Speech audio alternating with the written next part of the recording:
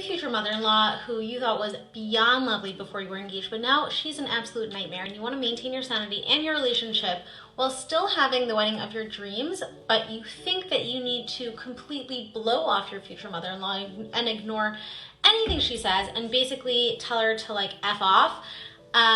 That might be a little bit true, but what you really need to prioritize is having a wedding planner who is experienced in dealing with particularly intricate and delicate family dynamics and does not shy away from having the tough conversations that make you want to just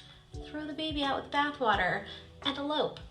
One of my clients in particular came to me and she didn't even realize that her mother-in-law was problematic. I did. During the walkthrough, the mother-in-law literally said, loud enough for me to hear, but out of earshot of the bride, that she wanted to make sure that her side was treated better than the bride, which kind of triggered me for a second, but once I composed myself, I realized that in order to diffuse the situation, I needed to gain her trust. So I spoke to her, I made her feel important, I listened to her, I made her feel seen and heard, and by the end of the walkthrough, we may as well have been best friends. And any future issues that came up, she brought to me as opposed to sneaking around behind the bride's back to get what she wanted.